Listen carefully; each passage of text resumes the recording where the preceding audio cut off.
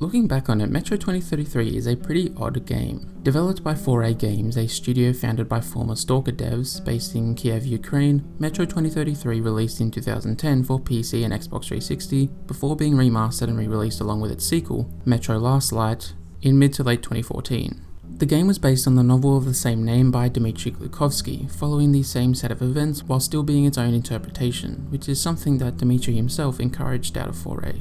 What makes it odd is its timing and focus, feeling pretty out of place among other shooters of the time. As multiplayer continued to become the dominant experience people turned to FPSs for, and as open world non-linear design became more and more fashionable, Metro 2033 releases as a single player only, linear narrative focused shooter with a heavy emphasis on immersion and slower gameplay. It purposely forgoes many of the quality of life features we expect in the name of atmosphere and its own brand of realism. Using all this to comment on and examine the cyclical violence humanity finds itself caught up in, even in the nuclear post-apocalypse of Russia that Metro 2033 takes place in. Metro came out in the time of Borderlands' intensely number-focused, cartoony gameplay and Call of Duty's increasingly needless shock value moments in campaigns that had little to offer. It was counter to trends, and instead forged a completely unique space for itself, which is what makes it worth talking about. So, let's get on with it.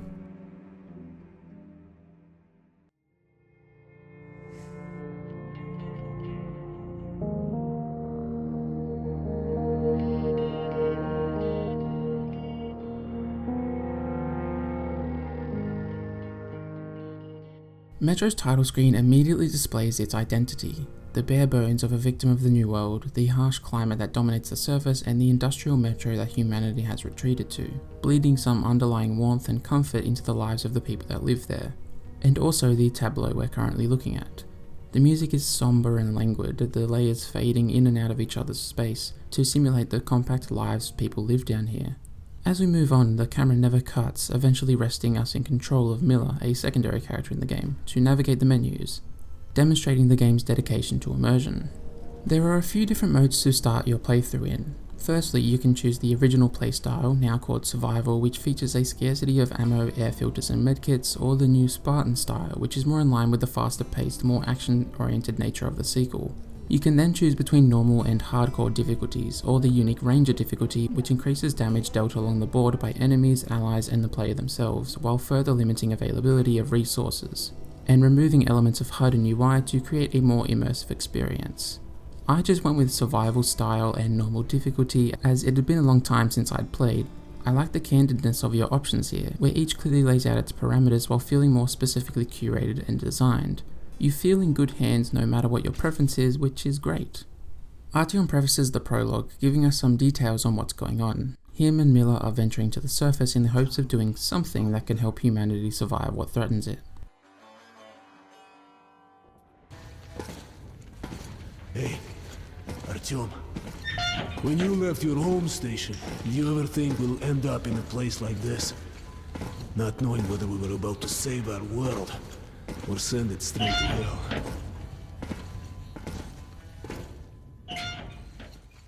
As you navigate the tunnels, Miller will walk you through a relatively natural tutorial, never butting in to hold your hand too much. The atmosphere is immediately palpable. Everything is barely holding on, in parts crumbling around you as the electronics struggle to function. It's an industrial feat that's been laid to waste by human regression, all its features now being obstructions as we see by the gate, conveying just how far we were set back. The game still looks great, and there's amazing attention to detail as everything feels uniquely treated, decaying in its own way that's in keeping with the object in question. As you exit onto the surface, the artificial yellow light gives way to a stark grey and white palette that sucks the warmth out of the picture. You get your eyes on Moscow 20 years after it was nuked, with bombings worldwide creating the apocalypse. Artyom dons his gas mask and you soon emerge into a hall, quickly ambushed by mutants. The surface's danger is sprung upon you, the player being thrown into the deep end of combat. It wastes little time teaching you how to handle your firearm, understanding that most of us know the standard controls in FPSs, while also forcing you to fend for yourself, playing into this apocalypse's character. You'll quickly learn how deliberate each action is. Aiming down sights doesn't act as a zoom, but rather a firm reticle for more precision, with slow transitions that require each pull of the left trigger to be committed to be truly effective. Reloading is arduous and tight-lipped as your ammo counter only shows up while in the act of reloading, meaning that you have to rely on the rhythms and timing of each weapon to build a sense of when you're running out of ammo. Artyom doesn't have much hustle to his movement, making him feel understandably sluggish and by extension encouraging you to take placed shots, rather than holding down the trigger and spraying all around you.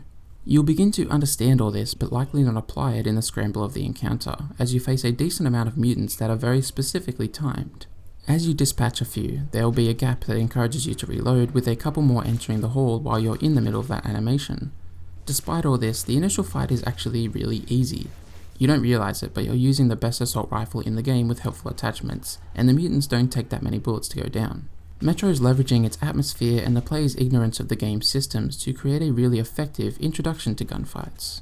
And boy, what a fucking atmosphere. The overlay of the gas mask is brilliant. The creeping frost and vignette of water droplets have you feeling closed off from the world. There's always a layer between you and the surface, making your interactions with it feel obstructed and never quite authentic. The sound of Artyom breathing is constant. It doesn't sound like he's breathing though, more like sucking air in. Give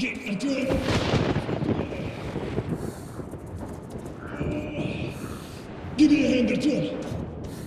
It exemplifies that feeling of using like a snorkel or something, where you are breathing but it's not quite natural, a little reminder that yours, and in this case Artyom's, survival is conditional and always up for contention. The game has a very limited colour palette, but where titles like Fallout 3 and Gears of War 1 felt flat thanks to the pervasive browns and greys, Metro 2033 uses lighting to push and pull emphasis, allowing for more dynamic use of those shades while staying true to the reality of what a neglected Earth would look like. This certainly won't be the last time I touch on atmosphere and immersion, but its first impression in that regard is a fantastic one.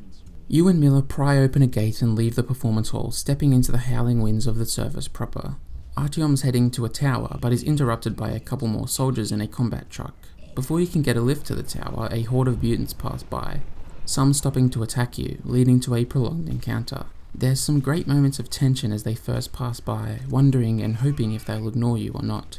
You absolutely have no power over them, even with your firepower and allies. It's already clear that the surface is now their territory. You try and put what you learned back inside to use, but they overwhelm you, the game cutting to black as a demon draws closer, taking us 8 days in the past. This introduction takes place near the end of the game, explaining the late game weapons and quantity of enemies. As a hidden tutorial, I think it works really well. It's able to believably give you impressions of the tunnels and the surface of Moscow without spoiling those environments for you, while also providing opportunities to learn the core gameplay loop. However, from a narrative standpoint, it feels unnecessary. Going forward, I was never really anticipating this sequence. It doesn't lead up to a big plot reveal or anything, it's just some small sequence near the end. It does let you get your eyes on what will end up being the main objective, the tower, but Metro could have created some dramatic irony and feeling of building anticipation by showing us a more momentous narrative chunk. Instead, it fades from relevance and you'll likely only think of it again when you come to that part of the game. Once again in control of Artyom, we're in his home station of exhibition. His stepfather Alex asks him to follow him to see his friend who's returned with information of the other stations. As you follow, you learn of the increasing mutant attacks and the toll they're taking on the people here, the hospital streaked with blood and thick with painful groans. Alex's friend Hunter arrives, with a mutant ambush following him not far behind. Hunter remarks that they aren't the Dark Ones that have been mentioned a few times now, with Alex thinking that their weapon is fear, not violence. You see the contrasting outlooks, Alex feeling like the Dark Ones have already won, proving to be the next step in evolution, while Hunter, as a ranger, vows to die fighting, taking as many mutants with him as he can. While they talk, the outer guard post is destroyed. Upon seeing what's happened, Hunter goes off to tell who he calls the devil what's transpired here. He entrusts Artyom to find Miller at Polis Station should he not return by the morning, which he doesn't. Artyom's set to take a caravan to Riga Station, not intending to return like he's told his father, hoping to find his way to Polis and fulfill his promise to Hunter. You have an opportunity now to roam the station as you please, to soak up the culture and circumstance. The game's immersion slides back into focus and succeeds greatly, so thoroughly characterizing this place, the people that inhabit it and the culture that's emerged. As you walk around, you'll hear squabbles, stories and anecdotes unfold in every corner of the tight corridors and compact halls of exhibition. People argue, people laugh, people lie down to just try and forget everything. You see a father ask his child to draw a house and their family in the dirt, but the boy instead continues to scroll the mutants and Dark Ones, their main feature being the pews of teeth that line their jaws. Music leaks through the shabby makeshift construction, with it all being a chimera of building materials. It's the something they've scrounged up from the nothing that they were left with.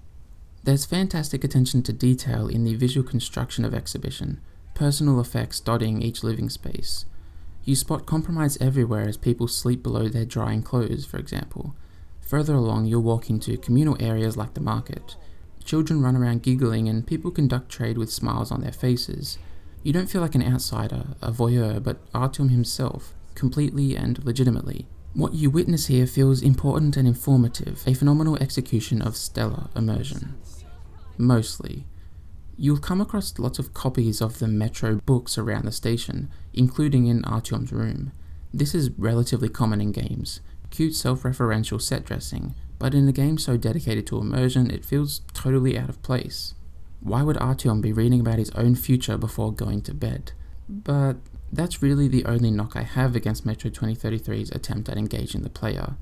Things that would stick out in other games, like repeating models and clothing items for example, just speak to the dire situation humans have put themselves in with the dropping of the bombs. There's a sort of symbiotic relationship between the setting and immersion, where the setting benefits from the care given to immersion and the immersion benefits from the shortcuts that the setting allows, letting it all add up into something really special and unique. I've never been in a place like Exhibition in a video game before. That reality is very important to Metro, because this isn't just an apocalypse, it's an Eastern European apocalypse. Dmitry Glukovsky, the author of the books, explains this in a few interviews. Growing up, he saw a pervasive feeling of nostalgia and regret, people looking back upon Russia's bygone era when it was a global superpower, believing they were now living in a sharp regression, Russia feeling empty and drained of life. So, he posits that an apocalypse in this area would be a doubling down on that underlying sadness, manifesting as a nuclear apocalypse which demonstrably decimates the old world completely, emptying the streets and leaving it barren. This drives any survivors down into Moscow's metro, which was built before the Soviet Union's collapse and had the intention of being able to double as a bomb shelter. Moscow's metro was, and is, gorgeous, made up of opulent constructions while utilizing socialist realism. Socialist realism was a quasi-method of art rather than style, influenced by Nikolai Chernyshevsky, who said, and I quote, "Art is no useful unless it serves politics." Socialist realism then strived to depict idealized vignettes of Soviet society to reaffirm people's faith in their home. This may include presenting the work of the average person, maybe in agriculture or a factory, as honorable and valuable, or could feature more specific socialist figures like showing a candid moment of Lenin writing. So with all this understanding, we can see the importance of the metro and this specifically Eastern European apocalypse. A people who were already wishing for a return to the past have what exists of it destroyed and taken from them, driving them down into one of the monuments to that past, the metro.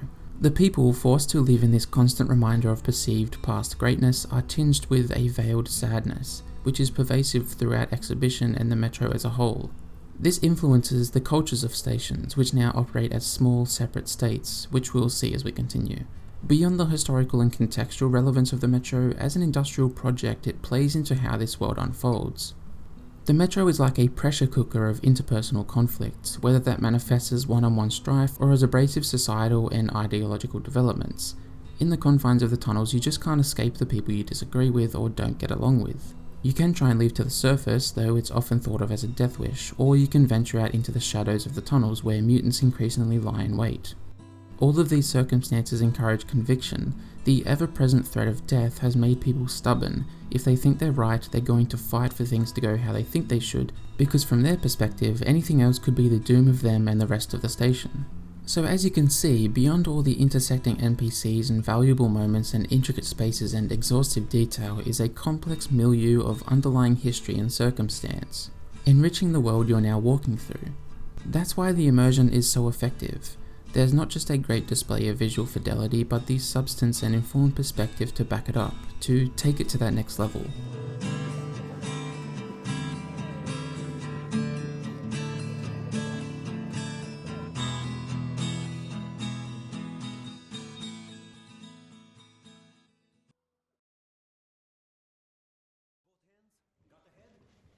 Artyom will eventually find himself at the station's armory to get stocked up for the trip.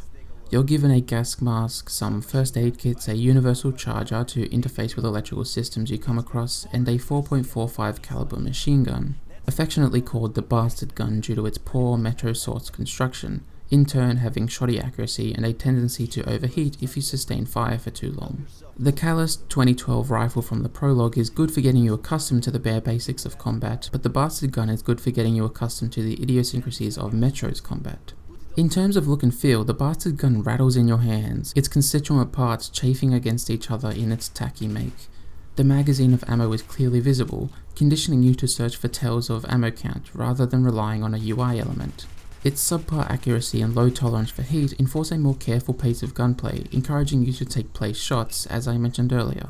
The revolver you have from the day before doesn't need to have any of these details to teach you how to best use your weapons. Its natural state as a slow but deadly firearm only encourages a more deliberate mode of play. Metro gives you a chance to get used to all this in the armory, allowing for worry-free practice with infinite ammo. The lessons you learn here will carry you through the whole game, because while you'll come across higher quality weapons, they all have concessions that give them distinct purpose, time and place, as we'll see going forward. Artyom goes to see his stepfather before he heads off to Riga, where Alex encourages him to avoid playing the hero. Though he may look up to Hunter, Rangers are in constant danger and embroiled in violence. He warns his son and the player to try and avoid conflict if he can. If you hear his little monologue out, your screen will flash white, indicating a positive moral point. Goodbye, my boy. Yep, Metro 2033 has a morality system. This is a largely invisible system that tallies what it deems as enlightened or ignorant actions. The enlightening actions tend to be displaying generosity by giving people in need some money, practicing non-violence and non-lethal play, and exploring levels to find secrets. Ignorant actions can include stealing pittances of money you come across in stations, killing humans in combat, or not helping people.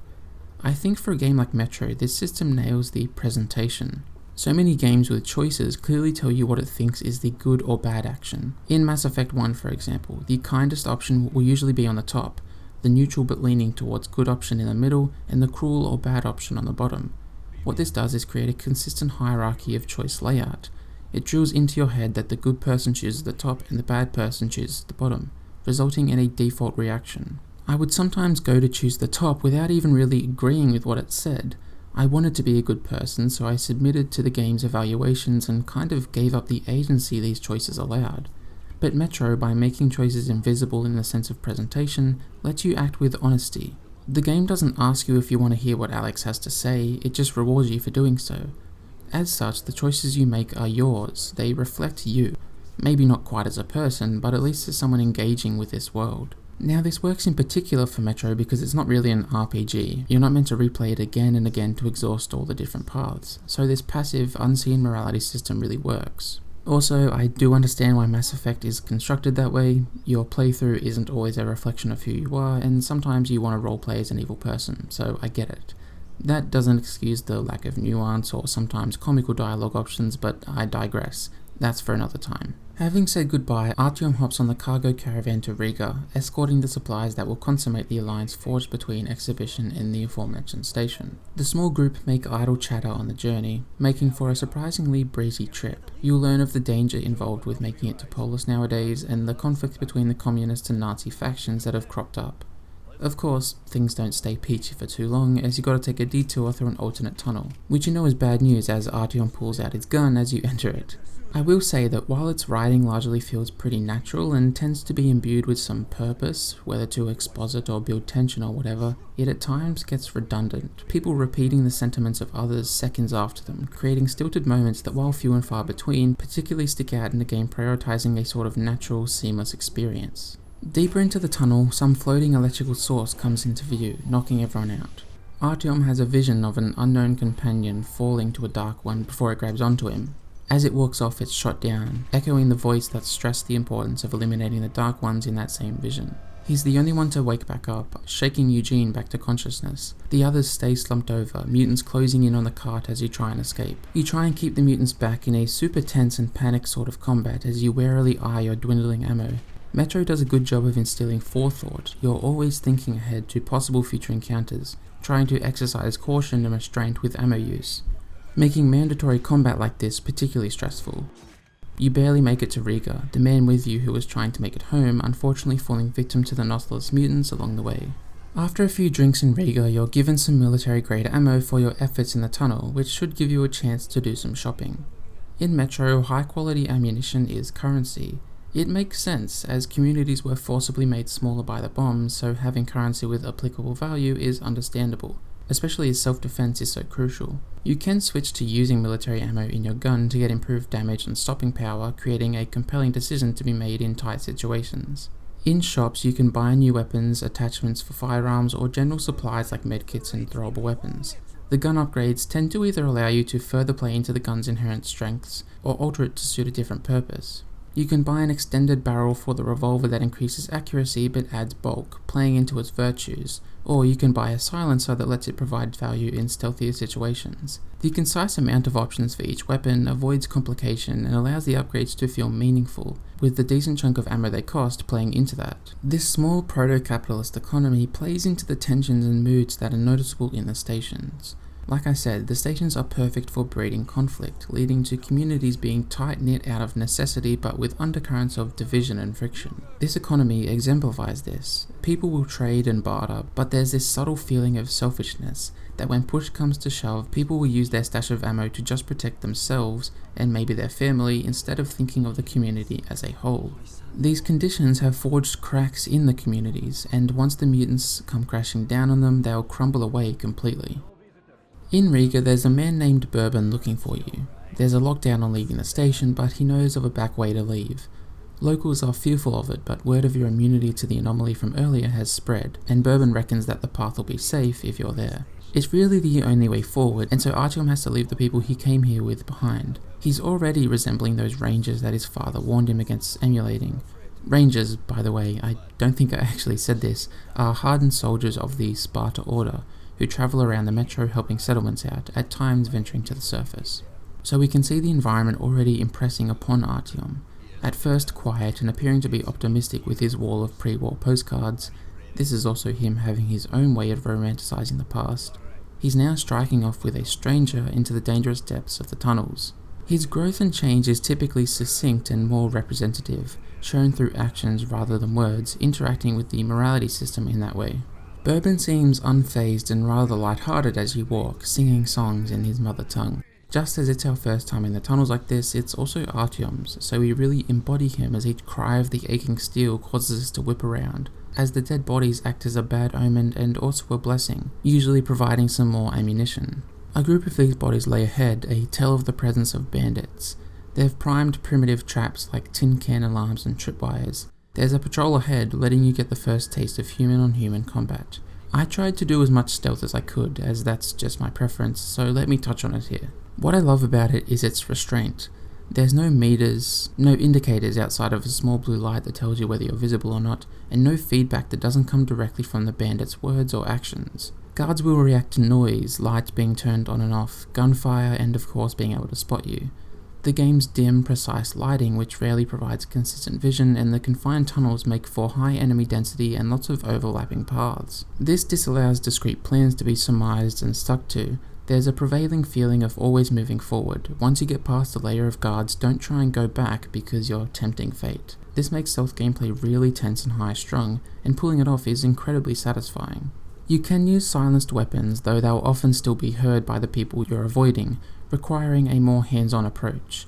Once behind an enemy, you can either kill them or just knock them out, at least giving you some disarming options that let you stick to a non-lethal approach. One of the most effective weapons for stealth are the throwing knives. They almost always kill in one throw and can be retrieved from the body.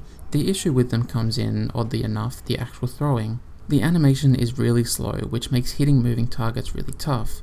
Beyond that, hit detection is quite unreliable. Multiple times I'd make sure my reticle was directly over the enemy only for it to completely miss or collide with surrounding scenery. An extent of inaccuracy is of course expected, but they're so unreliable that improvisational use of them is never really advised. And as I said, the encounters are designed to accommodate a take-it-as-you-go approach to stealth, rather than one built on planning. Overall, stealth is fun and quite rewarding. It can just get irritating in ways that aren't very compelling. Past the bandits, Bourbon and Artyom come to a long-discarded bridge with mutants threatening to encroach from every side. The open space is used to great effect as the sound of the mutants chasing you down echoes around you, whipping your head every which way to stop them, before having to endure some intense, grueling fights. Then hanging back to avoid a patrol vehicle belonging to one of the domineering factions of the metro, the Hansa. Taking a detour down into the catacombs, the pair come to a basin of bodies. As you search them, you'll flash in and out of visions, Bourbon succumbing to delirium as he tries to open the gate that exists in both realities. Artyom struggles but is saved by a Dark One reaching out to pull him and Bourbon past the threshold, snapping them back to the real world. Not far ahead is the entrance to another station called Market. Bourbon gets the guard's attention but alerts a group of Nautiluses in the process. What ensues is a more involved fight than we've seen before, with backup courtesy of a Market turret. It highlights Metro's mode of difficulty, at least at the Ranger mode, normal difficulty level I was playing at, which I believe is considered the sort of standard. Metro creates some overarching long-term tension and decision-making through ammo count and general doling out of resources, affecting how you engage with fights and spend your money down the road, but enforces most of its challenge in the moment. For example, health regenerates, meaning that you don't always have to be monitoring your current health in like, say, a Resident Evil game. But health doesn't regenerate so fast that you can just run around waiting for it to come back. At least not in a fight like this. So within a battle, health is a real concern and should be considered, but that pressure eases off as the tide of the battle rolls back out. In addition, you may enter a fight with plenty of ammo, but in the thick of it, the act of reloading becomes the real roadblock. It's easy to get overwhelmed by the nimble Nautiluses, so when the assault rifle's got no ammo left, you'll probably instead switch to another gun, desperately trying to sustain fire and eliminate the threat. As you get used to your arsenal, you'll feel out the gun's rolls better, and instead of feebly cycling through empty guns hoping to find something that can shoot right away, you'll keep each weapon locked and loaded for when it'll perform best. It's a satisfying approach to difficulty that will apply short-term and long-term pressure, but very rarely to the point of feeling unfair or insurmountable. Bourbon apparently has some outstanding business with the Hansa sentries who just assisted you, so you both head inside. Bourbon's not a terribly complex character, but he's kinda entertaining and easy to respect due to how reliable he is. So there is a hum of tension as you peruse the market, Bourbon having no way to pay back his debt. The AI partners in general in Metro 2033 are never really a nuisance or liability and contribute during gameplay, which is a relief, as there's nothing worse in a game emphasizing resource management than someone who takes success or failure out of your hands. He's managed to work something out with the Hansa, so after you do your shopping you leave with Bourbon to the surface. It's great seeing the guards reluctantly open the gate. Everyone is so afraid of the land that once belonged to them, excellently building up your first proper visit above ground.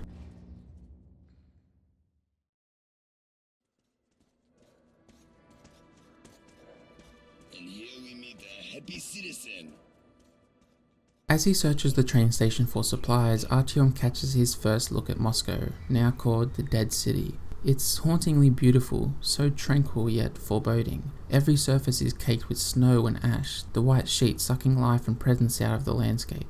The rising strings punctuate the tragedy of it all before fading out to leave you firmly planted in the world.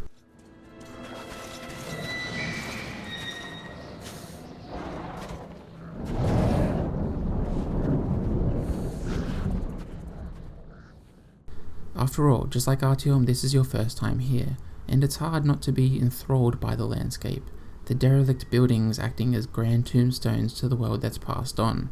There's a slight sense of security still being within the walls of the station, but it's swiftly swiped from you as a new mutant type called a demon swoops past you as you exit. Not a minute later, the tenuous debris leaves Bourbon and Artyom separated, so you have to make your own way through the building ahead and to the vent that leads to Dry Station. Being left to fend for yourself on the surface is an absolute treat. You have to switch air filters as they run out, and you should always keep an eye out for some spares on the ground, as you'll have a finite amount. There's no guiding hand to ease the tension, and the constantly fluctuating air supply makes you hyper-vigilant of your movements and how you spend your time in general. You want to get a move on, but doing so is only going to alert mutants, wasting precious time and resources. The atmospheric elements of course all add on to the experience. The aforementioned use of the gas mask as a visual filter but also a shield from the air, the sound of Artyom breathing, his breath running short as he fights, the rivulets of blood trailing down the mask, the frosty wind gliding past your ears. It's a stellar sequence, when it's all working as expected. The AI of the mutants can be hard to pass. There was one point where they were just growling and running around constantly, seemingly catching my eye multiple times but never engaging, forcing me out of stealth to take them out. When I was then able to walk right past some patrolling mutants, I was unsure if that was further jank or just their awareness operating more on sound than sight. These sort of issues very rarely crop up, but they're good at taking you out of the moment when they do. The scenery of the surface taps back into that perspective the author saw growing up. People were romanticizing these slowly overgrowing dead buildings as they belonged to a time when they thought Russia was great. We now walk amongst them, and as we've seen, there's definitely a morose beauty to be found in it. These references to the world's past become appropriate as Dark Ones begin whispering to Artyom, repeating words like save and life, then fading away as you catch sight of it. You'll find yourself in the old world, surrounded by lush greenery and life, before flashing back to the barren wasteland. The Dark Ones seem to be asking Artyom to remember the past and what was lost to the bombs. While they haven't appeared to do anything to harm you, you can't be sure that they won't. They're an other in a cold-blooded world, and so they get demonized without question. And that gets reflected by the player. We've all played tons of games where the aliens were the cannon fodder for the hero to conquer, and so we have an innate distrust for the Dark Ones, even if it's not substantiated by anything. After reuniting with Bourbon, you find yourself in a brutal fight. Watch your mutants attacking one after the other before demons join the fray. The two narrowly escape, venturing back underground and towards Dry. The station is run by bandits, but Bourbon has some friends in the area, so that's where you're headed. He gets caught almost immediately, leaving you alone once again. Your stealth skills are really put to the test with a bunch of guards and tight, unpredictable terrain. The suite of discrete tools continues to expand as you progress to facilitate experimenting with new rhythms of stealth gameplay, while not ruling out what you may have grown to rely on. It never settles, tapping into its unique atmosphere to craft challenging and fun stealth encounters that can in a moment become blood-pumping tests of gunplay. Fighting your way to the bandit leader's office, you walk in on him interrogating Bourbon. He leverages the moment of surprise to push the leader over and fire a shot, right as one is fired back at him. Bourbon's death is given no ceremony or impactful final words. He was just another victim of the uncompromising new world. Someone by the name of Khan promptly descends from the ceiling, not appearing to be a part of any faction. Khan's going to a station called Cursed, and Artyom follows.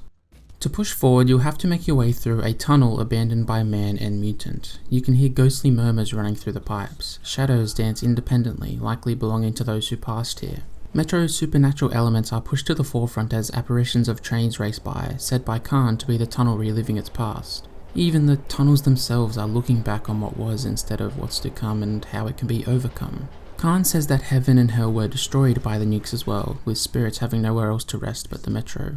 Bomb after bomb, humanity emptied hell out onto the streets, leaving the Metro empty and ready to fall into its place. People hiding away there out of desperation. It shows us that we had condemned ourselves to hell by unleashing these weapons.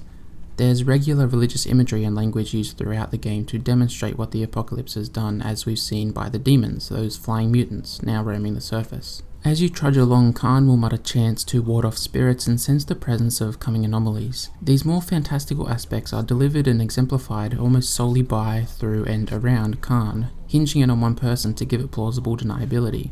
There's no definitive answers given, letting it serve its thematic function, add to the intrigue of Metro's world, and avoid coming off as absurd or ridiculous, instead goading you to buy in. The duo make it to a rail car and ride it to Cursed Station. It's been ransacked by mutants, relentlessly fighting off attack after attack. You have to take the fight to them as you search for a bomb to close off the Nautilus's access, forcing Artyom to be more proactive, to save a station from what he hopes to save his own from. It gives him a chance to prove himself, and having to run at the mutants instead of away imbues this sort of confidence, creating a really engaging chunk of gameplay. You can also come across a shotgun with 4 barrels, which definitely adds to the sensation of having your best foot forward. Artyom detonates the bomb and moves on with Khan. He'll be staying in Cursed to help out, but informs you of a detour through Nazi and Red stations that will find you at Polis. He's a really interesting character, so informed and detached from the tribalistic conflicts that have erupted underground.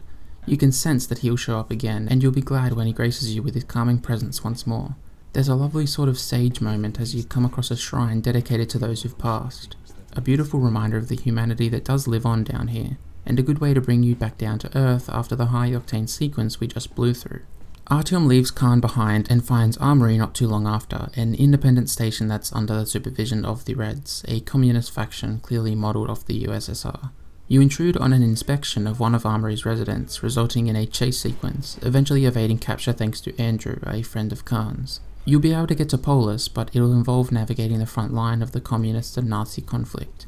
Andrew gives you a disguise to blend in with the other volunteer soldiers and a chance to arm up before you leave. Artyom covertly sneaks onto the railcar as the volunteers are sent off to battle, taking him right to the front lines. What you overhear paints a picture of the apparent futility of the conflict, both sides throwing recruits with no training or experience at each other in the hopes of changing the tide of battle, and waving it with the excuse of these people dying for what they loved. It shows us how the reverence for the past ingrained into the Metro's different cultures is only breathing life back into the cyclical violence that brought humanity to its knees by way of war. What follows is a slow crawl through the two sides of the fight. The entire thing is really satisfying to execute stealthily, with lots of ultimate routes integrated into the level design while still maintaining immersion. It's a refreshing structural change. Metro 2033 is a very linear game, but does allow for exploration within its levels, often rewarding you with supplies or keys to lock safes. Structurally, it will cycle through different style levels. You have the straightforward linear tunnels, the wider stages like this one and those on the surface, the levels in rail carts which swing between high action and tense travel, and then the station levels which are bereft of combat to provide a comfortable opportunity to explore the people of this world, emphasizing the danger of what lies beyond a station's territory. The structure varies enough to feel different in the moment while retaining consistency and solid pacing. There's a general good flow of progression thanks to structural shakeups along the way, with all of them still being able to serve the larger purpose of Metro to convey its narrative and implant you into the world. I overall welcome its linearity. It's especially great in retrospect, as Ubisoft X's open world bloat would infect the market more and more in the subsequent years since Metro's 2010 release, so a more refined, smaller experience is something I can appreciate. That exploration inside the level will usually net you positive morality points as well, like I mentioned earlier. By exploring, you're playing into the fact that this is all new to Artyom and that he's only really figuring it out as you are. So taking some time to look around instead of just barging forward and killing everything improves that invisible score. Speaking of Artyom's actions and character, you can get some insights into what he thinks of what's going on through journal entries you can pick up within each level. They mainly serve to underline the game's point, having him note the tragedy of what's happening and what's been made of the surface. I think they do at least spur some introspection, causing you to actually take a little time and consider what you've done and seen. Consider this as a world and reality of its own rather than just a video game, which services what it's going for well. Their implementation does unfortunately break the spell a bit, much like the Metro's books and posters. You find these journal entries in notebooks that are lying around, as though Artyom's stumbling across things he's already written down, even though you're only now experiencing it. To me, it would make more sense to have these journal entries unlock when interacting with certain objects, or even when you experience an addition or subtraction of morality, to make what he writes down more appropriate for the player's actions. But back to gameplay after that tangent. The more open, layered level design of this level also allows for experimentation with any new weapons you might have picked up from Armory's extensive offering, so let's get into them. The Helsing is an air gun that shoots metal bolts for silenced but deadly shots. The air has to be pumped into the gun to give it more power, and overpressurizing it gives you a sort of overcharged shot. I love the addition of pneumatic weapons. It forces you to pay attention to not just ammo but also air pressure. Actually pumping the gun isn't too tough, but requires some menu navigation that makes it a conscious action, proving to be a hindrance in a pinch. It's incredible for lethal stealth play, but loses utility once shit actually pops off. In addition, the bolts are hard to come by and expensive, meaning that you want to be picking them up from bodies. If you're being held down by suppressive fire, the Helsing becomes a slow weapon with minimal ammo. This makes it a principled choice with distinct strengths and weaknesses that incorporate compelling decision making in gameplay. The Takara is like a milder version of the Helsing. It's also air powered but shoots ball bearings instead of bolts. It also has a larger ammo capacity, greater rate of fire, and faster reload time to be an in-between of a standard assault rifle and the aforementioned Helsing. It suits someone who finds themselves switching between stealth and loud play, slotting nicely into the arsenal. The Shambler is a revolving shotgun that's made for extremes, much like the Helsing but in the other direction. This is for committed, violent, ostentatious play, having great stopping power and pretty good range but taking ages to reload. It has a solidified role and as such has to be supported by other weapons that cover up its vulnerabilities. Looking at the weapons, you can see that they represent a spectrum, as you aren't able to rely on a single one. The higher end assault rifles you could get away with using exclusively if you have enough ammo, but other than that you need to be familiar with your entire arsenal. So the spectrum of choices interact with each other. Do you double down on stealthy weapons to make that style of play easier? Do you have a mix that can flex a little to provide utility in a range of scenarios? Metro's suite of weapons make these questions mandatory, giving you a real sense of power over your style of play, and how that's expressed through each of the firearms. As for making those choices, well, having 3 weapon slots is the perfect amount, I think. It's enough to allow variation, but not so much so as to have every base covered completely. That spectrum becomes important once again as it encourages experimentation. In a tough game like Metro, one that imposes a cruel world, it can be easy to settle, to rarely experiment and change what's working. But the spectrum stops this. By reading the description of the Shambler, you can pretty much figure out how it will differ from the other shotgun and what unique features it has, so you can buy it with more confidence and feel empowered to test it out. There are some heavy weapons that act as outliers to this standard, like a flamethrower or a railgun that can act as a sniper if you've got the right attachments equipped. They certainly have their uses, but they feel more situational and exceptional, not blending into the range of encounters that Metro tosses at you. This does make them a nice change of pace, but never something that can be too reliable, which stopped me from fully adopting them into a slot, maybe using them here and there for a bit of fun when they were laying around. Overall, Metro creates a refined, considered balance of weapons, sticking to the two bold archetypes of its combat, that being stealth and non-stealth, and then having intermittent entries that sit along the path of that spectrum to provide nuance. They all have a distinct look that plays into either pre-war pristine condition or scrappy thrown together bits of Metro-made ballistics, playing into the world and its treatment of the past. The weapons are generally made available at a good price, and there's a sense of your choice of gun being important without being overwhelming, so that means that how Artyom moves through this front line we find ourselves in can vary a lot, allowing freedom but not loss of focus. Having made it past the brunt of the Reds and Nazis, Artyom continues forward, only to be struck in the head by a Nazi soldier waiting on the other side of a door. When he comes to, they make a show about killing you but are taken down by two rangers, Ullman and Pavel. Upon seeing Hunter's dog tags, they agree to help you. Ullman splits off to take care of the mission they were on, while Pavel will take you on their armoured car to Polis. The ride goes about as well as you'd expect. You're found out immediately and tasked with taking out any Nazis shooting your way. There's nothing else to really say, it's just a turret level from an FPS. Metro doesn't bring anything that unique to the well-worn concept. I suppose it does show you the military power the Nazis have, even sending a tank after you, but there's little else to be gained. A cave-in forces you to leave the car and enter a rail car in an adjacent tunnel, leading you past a Nazi-occupied station, having to fend them off as Pavel tries to get the stalling cart back into operation. I will say that what we're seeing with these past two levels is the pile of bodies Artyom is forced to leave behind him. That's something he's become accustomed to during this mission, even if he typically tries to avoid it. You eventually find yourself riding through a train depot infested with Nosalises, with them eventually overrunning your cart, taking Pavel with them. Like Bourbon's death, it's unceremonious and not dwelled upon too much, using it to edify how the Metro takes all. You don't even get close enough to your comrades to be too affected by their deaths. Artyom, continuing on towards Black Station, comes to the front line of the Children of the Underground, a squad helping a station evacuate. Nosalises are approaching and Artyom stops to help. The mutant forces are pretty relentless, and Metro upholds this intense, desperate style of gunplay to great effect here. Eventually a massive sonic blast knocks you out and you come back to amongst a field of bodies, the mutants having broke through. The captain asks you to take an emergency message up to a radio beacon and broadcast it to Polis, drawing his last breath. There's now this feeling of never turning back hoisted upon you. Death is always nipping at your heels, and it seems like the only way to get some distance from it is to placate it with the lives of others, a trail of dead bodies leading right from Exhibition to where Artyom now stands. The notes from this level reflect this, the hope starting to burn out and the spectre of mortality looming over Artyom's shoulder. This accompanies the levels that are to come, where Artyom and the player feels completely alone, with little in the way of help offered. This is a shift that we've seen take place slowly over the playthrough, those accompanying Artyom going down one by one, and that help coming from larger forces within the Metro, as though he's exhausting everyone who could be of assistance. Instead of the now expected station level where you can find some respite from the Metro, you weave through the dead bodies and scarred remains of the station, becoming a station level of another sort. Making your way through it, the life and personality present within them begins to shine. They've all looked like cobbled together slums in the worst state they could be in, but here that's demonstrably not true. The contrast is clear as day. This sentiment is then driven home further as you find a child pleading by his uncle's dead body. You escort the boy back home with his weight on your back, making aiming floatier and less precise. It's a novel way to implement an escort mission and certainly preferable to shoddy AI, but isn't that effective. By this point in the game, I had full ammo in each of my 3 guns. The resource problem that's so crucial to the experience in the beginning has faded into a non-issue. I guess it tracks if you see this as Artyom's level of violence increasing as he progresses, but that's not something that's purely up to the game. I was still playing stealthily 95% of the time, and so the rate at which I needed to actually use ammo was relatively steady.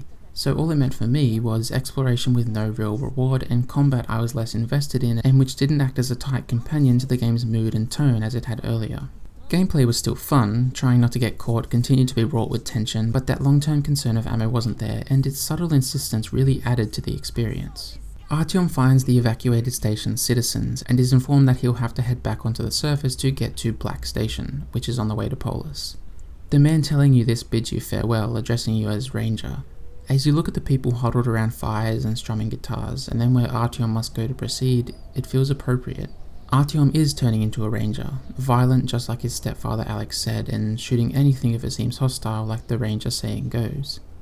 Artyom pulls out his gun and heads back outside. This time round, you're not dodging mutants but Nazi rangers. Broadly speaking, it's a tough mission where being spotted means really difficult firefights and where stealth means playing cautiously while also having to keep tabs on so many other factors.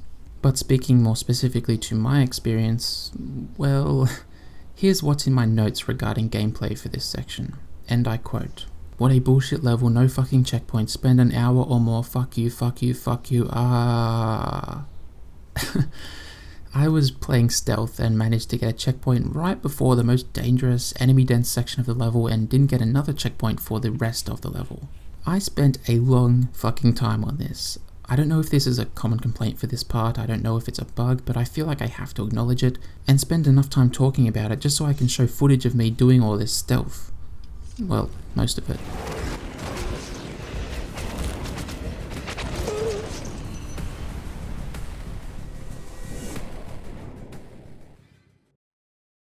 Okay, but seriously, yes, it sucked, but I think the actual meat of the level is fantastic. The nighttime setting encourages stealth and a very satisfying feeling of espionage prevails as you crisscross through ransacked buildings, stabbing Nazis as you go.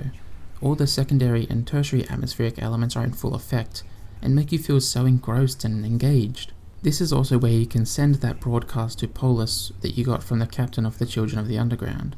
And getting a concrete feeling of staying true to someone's last words is to be relished in, especially as it will hopefully save the evacuated people you've just left. After making his way past the Nazi rangers, Artyom's able to descend down into Black Station.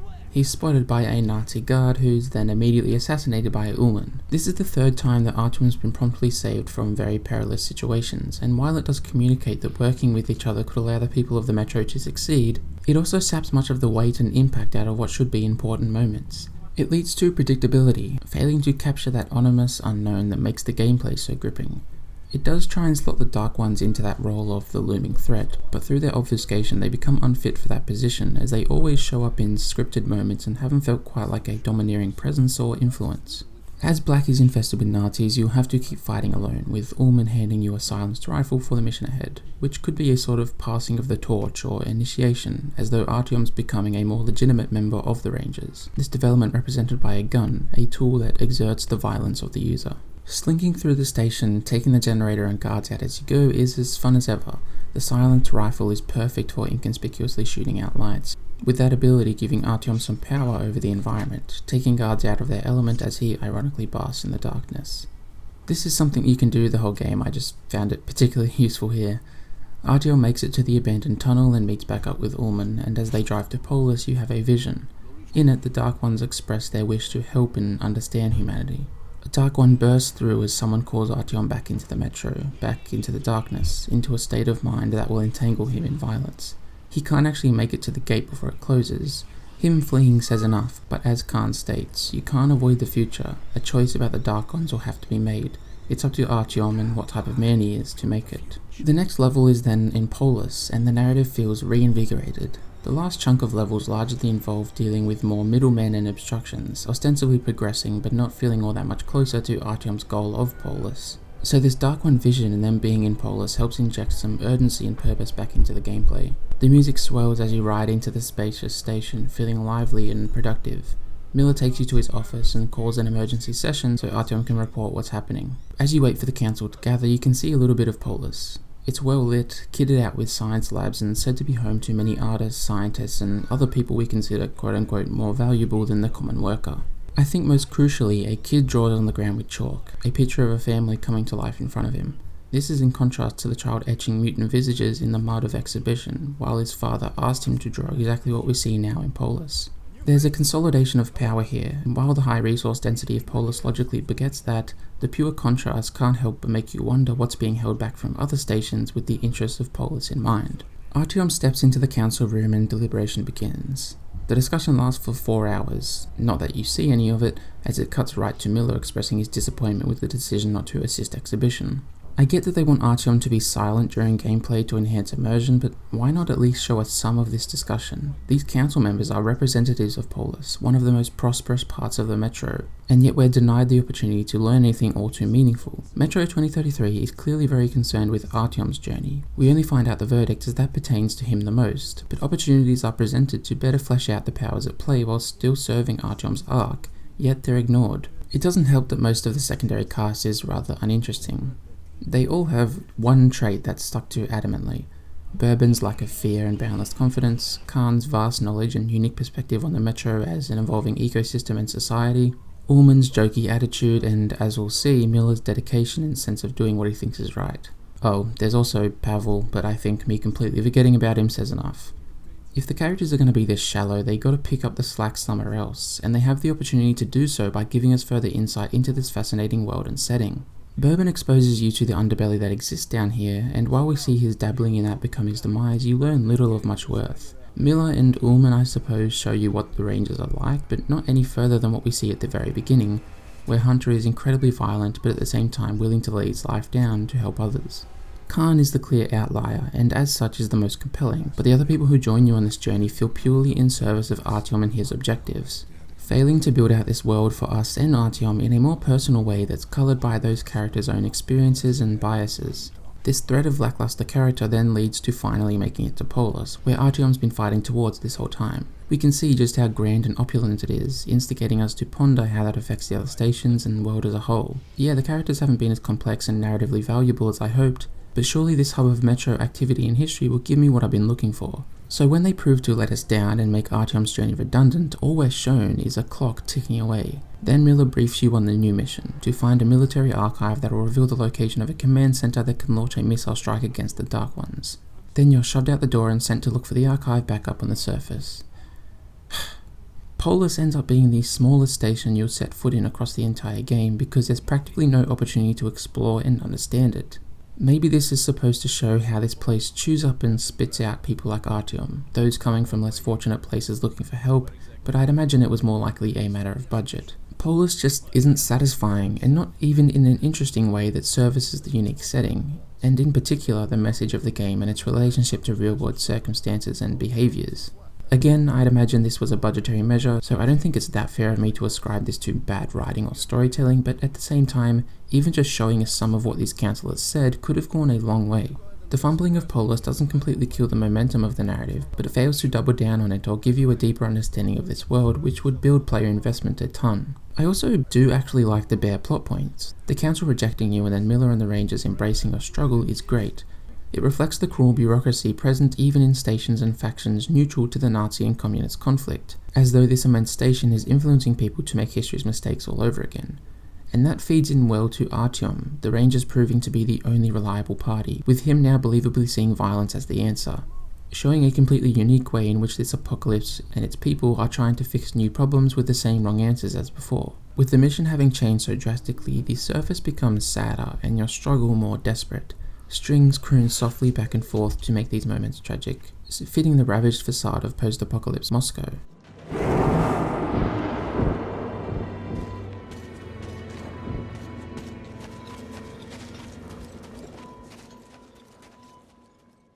The music overall in Metro 2033 is pretty good. None of it particularly stands out as catchy or something I listen to outside of the game, but it slots in nicely as a layer of the mood, sounding cinematic without overpowering everything it's surrounded by, instead working in concert with it all. Classical instrumentation is typically employed, possibly creating another reference to the past, as Soviet music was standardized under the creation of restrictions around musical composition, resulting in expected traditional classical music.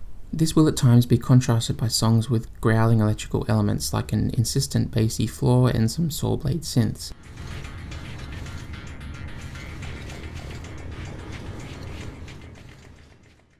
With these tracks usually kicking in during combat or stealth sequences, cementing these realities as new and unexpected, not ones that can be navigated by following the footsteps of the past.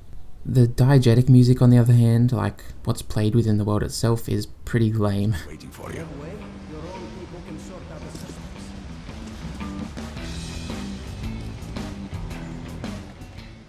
It's largely generic rock instrumentals. I do suppose it's kind of realistic, because I couldn't imagine someone voluntarily putting this on unless it was all that was available thanks to a nuclear apocalypse. After making it to the library and fending off some mutants, you go inside with Miller and Danila in search of the military archive. Entering the main hall, you encounter a librarian, massive mutants that will inevitably overpower you if enraged in combat. Fortunately, they're quite shy, so they won't attack you if you look right at them, essentially making them less cute, more ravenous boos from Mario. A demon crashes the party and leaves Danila injured, so Artyom must push on alone while Miller takes Danila back to Polis. As you move on, the librarian's booming voice can be heard through the walls, and soon you come face to face with its beady eyes and bloody snout. This is, without a doubt, one of the best parts of Metro 2033. The resource scarcity is felt less and less over time, but it's forcefully imposed here, where firing any weapon will alert the mutant and create your demise. It's also wonderfully intense, with the decrepit library creating natural breaks in lines of sight and lots of little rooms that will isolate you and leave you unsure of where the librarian even is anymore. This new mutant type will leap up a level through holes in the ground and descend in a different spot, imploring you to pay close attention to sound design so as to decode its current position. I was so careful while playing, trying to put a solid wall to my back as much as possible, and making the most out of my periphery to devise my next line of movement, making sure to scan the floor for holes that can undo progress. Like the stealth, there's a lack of plain information. All you have to go off in terms of contending with the librarian is what Miller told you and the behaviour of the mutant itself. It seems like just looking in the general direction is enough to keep it at bay, but you can't be 100% sure, so you just stick to staring right at it, as you don't want to find out if you're right or wrong. This is all going down as your supply of air filters slowly dwindles, adding another layer of creeping tension. As you progress, spaces will shift in size and layout, with smaller but more open floors leaving you constantly exposed from every side. The experience of evading the librarian shifts and morphs over time, to tap into unique veins of slow but acute bouts of gameplay. Artyom makes it down to the archives, but is forced to contend with multiple librarians and less definitive terrain, requiring deeper engagement to pass, thereby splitting your attention and enforcing fumbles and mistakes.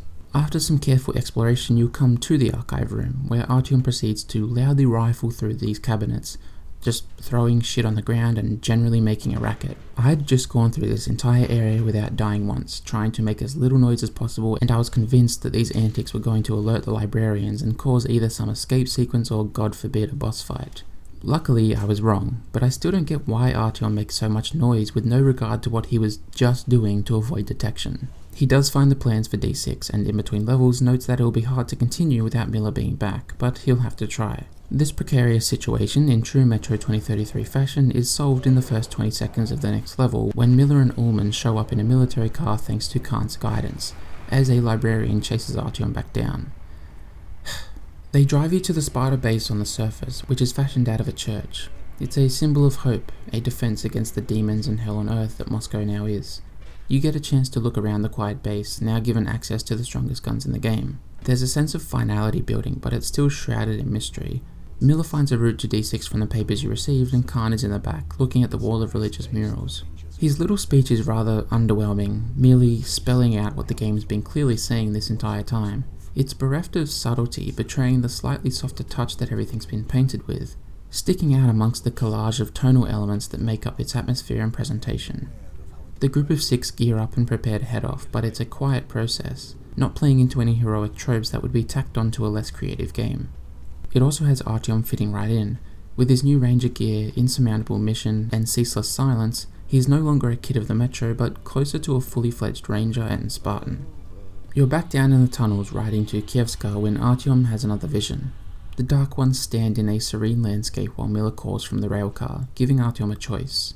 The peaceful glade could be a sort of heaven, while the tunnels are hell. Choosing the glade would be Artyom looking and moving forward with a different perspective and state of mind, while retreating back to the Metro would be falling back onto the cyclical violence that condemns humanity time and again. He wakes back up as the group approach the airlock. As they work to get the door open, Artyom covers them with a flamethrower, taking down Nosalises as they attack. The team make it to D6 and start making their way through the station. While fighting off a group of mutants, Boris is killed, with Stepan vowing revenge. I didn't know Boris was this guy's name until it was yelled in English by Stepan, so yeah, his inclusion doesn't add anything. He's so clearly disposable from the start, which makes me wonder why include him at all. Matter of fact, same goes for Stepan. I also didn't know that was that guy's name until Miller asked him to stop whinging over Boris and get back up.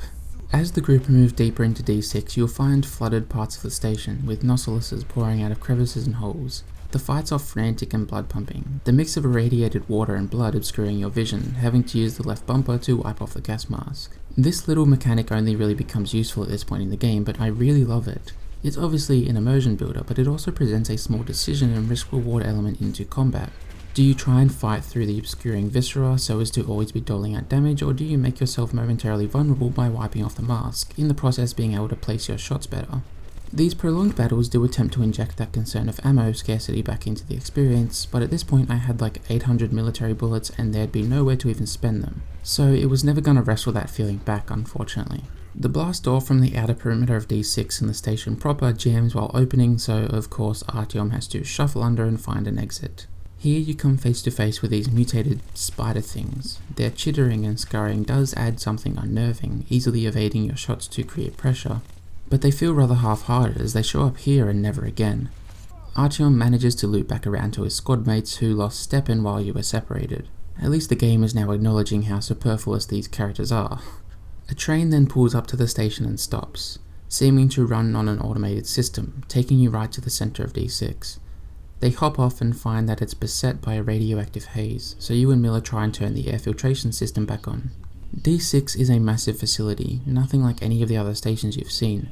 Miller marvels at the soul of these Soviet structures, again looking on the past with sentimentality and wishing to return to it. It also makes clear how your plan is doing much the same, as you plan to shower a perceived enemy with missiles, integrating yourself in that cycle instead of breaking it. Once the power's back on and the air is filtered, Artyom, Miller, Ullman and Vladimir head down a level to access the operations room. The power turns off again however, so Miller and Artyom head deeper still to manually start it back up. The lower levels are plagued by this biomass, with mutated amoebas attacking you. They're rather benign and pose little threat, but they show what these institutions and attitudes birthed with their bloodlust. The reactor is restrained by the biological formation, so you have to manually raise the 3 remaining nodes while it fires globules or viscera at you. Once everything's back online, you start to head back, as Miller monologues about this place. Although he has a strong passion for fighting for what he believes in and for the people of the Metro, he talks of humanity's return or resurgence as an exertion of power. He's so accustomed to violence being the answer that he doesn't consider anything else. Miller's a true ranger. If it's hostile, he kills it, but he seems to find hostility in anything.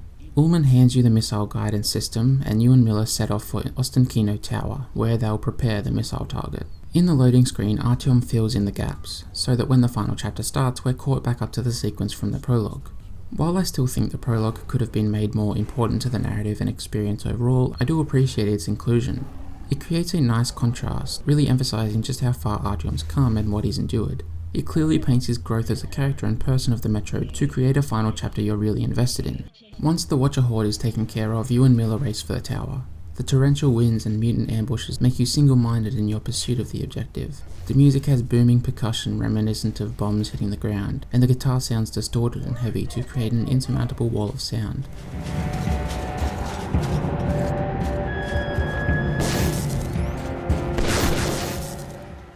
The odds feeling stacked against you. After some grueling fights, the pair come to the tower and fly to the top using the elevator as a counterweight. They tumble out onto the exposed floor as a demon flies towards them. Miller holds it off while you weave your way through the decaying remains. You're interrupted as the demon crashes down on him, leaving him severely injured. I was actually affected by this. While the other side characters are nothing too special, Miller becomes someone who Artyom can rely on, while still ultimately falling into the same trap as the rest of the Metro, revering the past and attempting to recapture it wholesale, including its mistakes. He has some personal depth and complexity, and while Metro's world exhibits that excellently, the characters fail to, so Miller really sticks out in a good way. As you make the perilous climb to the top, you'll get an uninterrupted view of the city. It's pretty breathtaking. The commanding bright white coming from the snow haze, fog and clouds enshroud the blocks of ruins and derelict buildings to create a stark, impactful image. The glowing tendrils of the Dark One's base that snake through the streets and the bright, glowing orange sun make for lovely points of contrast. It's all underlined by the steady drone of forlorn strings and what sounds like pitched down, drawn out vocal samples.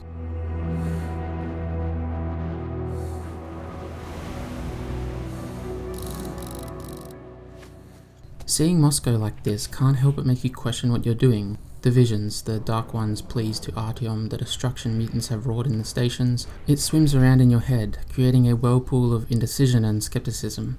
Can the Dark Ones be trusted? Are they here to help? You can't know for sure, but you still have to make a decision. Do you do it or not? Artyom sets up the missile targeter, honing in on the base and scheduling it to fire in 1 minute. The Dark Ones then whisper, knowing your plan to destroy them with the missiles and your horde into a vision. They project into your mind what letting those missiles land would do, laying waste to the earth and spurring further altercations between humans and the mutants. Artyom is now in the familiar mosaic of concrete and rebar of previous visions. He must navigate the shifting labyrinth to escape the pursuing Dark Ones. His mind is made up of the distraught city rubble he lives under, with his desire to stay tethered to those old, antiquated ways trapping and obstructing him. The shifting paths could be relaying confusion or indecision, unable to commit to condemning or saving the Dark Ones. After fleeing for long enough, Artyom will fall to the ground. A ranger then reaches down to offer a revolver, uttering the now familiar mantra. If it's hostile, you kill it.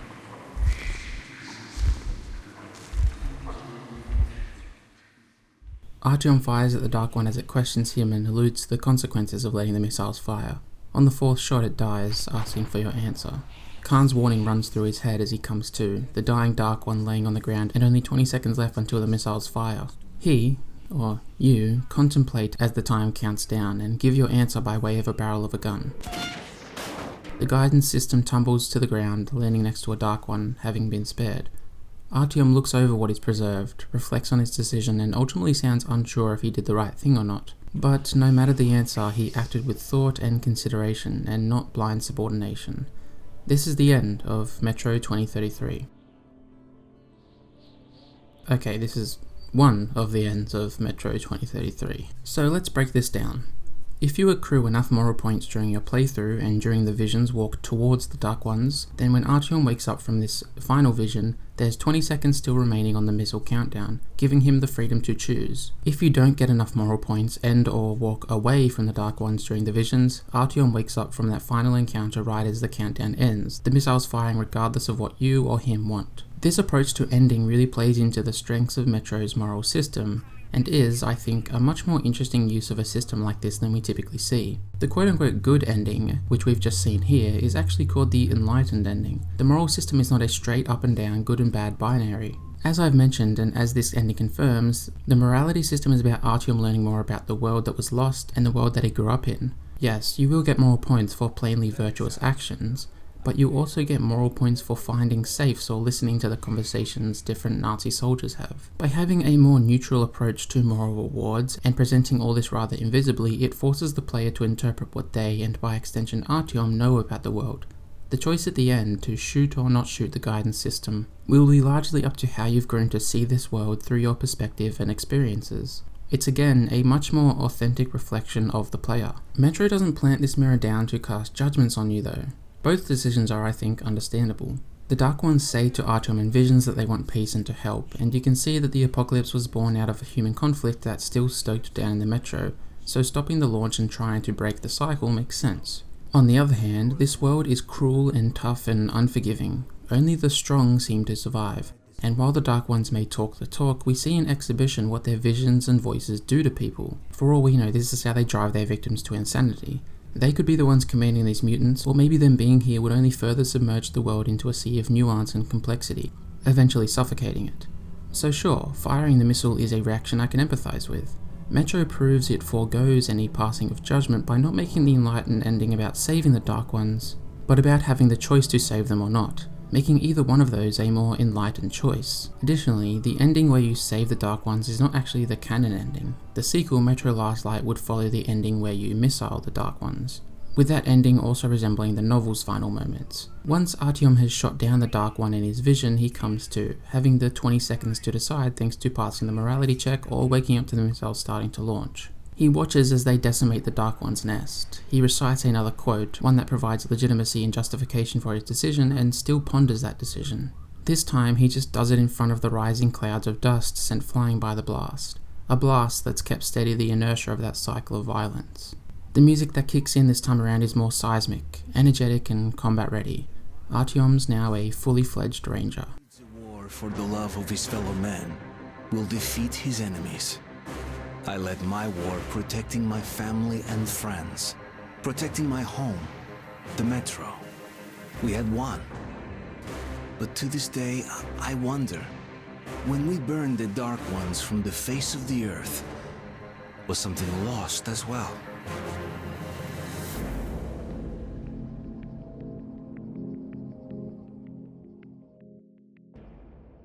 The ending where you save the Dark Ones does feel better in that you feel like you did the right thing, but the other ending feels more appropriate. It makes more sense. While exploring the world, Artyom does find lots to admire and respect and care for, but it's all connected to humanity. There's zero insight about what the Dark Ones are, what exactly their intentions are. Just saying you want peace doesn't tell you how they'll achieve it, and if they can be trusted. So this exploration is all contextualized within humanity.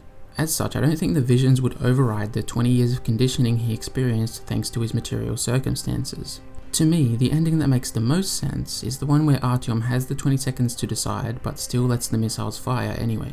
In his notes, he questions the violence and cycles of death that humanity perpetuates even after what they've gone through, and accruing the morality points to have a choice implies at least some thoughtful engagement with this world and its people, likely merging into generosity on his part, whether that's giving someone in need a handful of bullets or refusing a reward for helping someone out. And so yes, he would be a considerate person in spite of what he's gone through, but I think in that pressurized moment he would fall back on instincts, and his instincts are shaped by 20 years of growing up in the metro. I ultimately like giving the player a choice, and while having a morality system that builds up to a single binary choice at the end can often feel shallow, for Metro 2033 it works. That decision plays into the themes of the game and Artyom's personal journey. It's a reveal that's been handed to the player. Depending on what you choose, it will reflect who Artyom is differently. You get to make the grand statement of Artyom's character at the end of this journey, making it a powerful choice.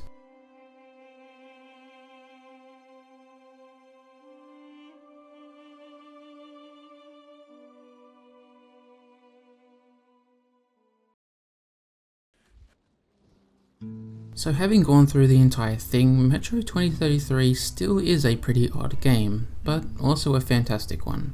It manages to make a muted, sparse colour palette identifiable, effective and engaging, at a time when games were having you trudge through dry, artificial environments that were visually homogeneous and uninteresting. Its gameplay structure fluctuates when required, resulting in a dynamic experience that along the way encourages unique encounters and playstyles. Those playstyles are distinct and well thought out. Stealth must be considered and careful, but accented with moments of spontaneous decision making.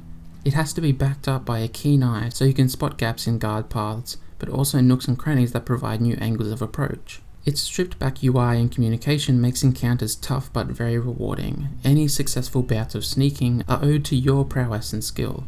There's a good mix of lethal and non-lethal tools at your disposal, encouraging experimentation and creativity with how you skulk by, but also a lack of resource availability, for the most part, adding weight to your use of them. Avoiding stealth, the gunplay does feel slow and clunky, but not unwieldy. This adds a learning curve that trains you to understand each of your weapons and its attributes, eventually making place shots and good decisions about switching firearms. Doing this while keeping mental tabs on ammo, air filters, air pumping, and your stock of throwables. The mutants and humans create different combat scenarios that require unique approaches. Cover comes into play much more against guards, and precision is a must, creating slightly slower but threatening battles. The mutants are quick and nimble, often converging on you in broader areas where you're more exposed. Here, movement and staggering shots are prioritized, now trying to focus on taking them down one by one while being mindful of their numbers and position relative to you. These fights are blood pumping and overwhelming, unless you keep a cool head, proving to be exhilarating but manageable instead. Artyom's movement feels equipped to handle all these different situations without excelling at them. His crouch walk isn't slow, but also isn't fast enough to make sneaking right behind guards a viable option. His jump is effective but lumbering and will usually be performed after getting a run up just to be safe. The sprint is a good deal faster than walking but makes a lot of noise, often being constrained by the narrow tunnels and rubble-laden surface. This makes him able but not overpowered. You always feel like the enemy has the upper hand, playing into the world but also serving to make fights or stealth more gratifying. Artyom as a character is really interesting. Practically all characterization comes from loading screens, which can make it feel secondary or unimportant to the narrative. But at the same time, that approach allows us to touch base with how he feels while reserving gameplay to provide an opportunity for the player to embody him, ultimately letting that final decision reflect not just him, but us. The notes can at times feel redundant, reiterating sentiments to no further effect, so while he's functional, I do wish he had more personality and lasting impression. Unfortunately, the side characters can fall into that same boat.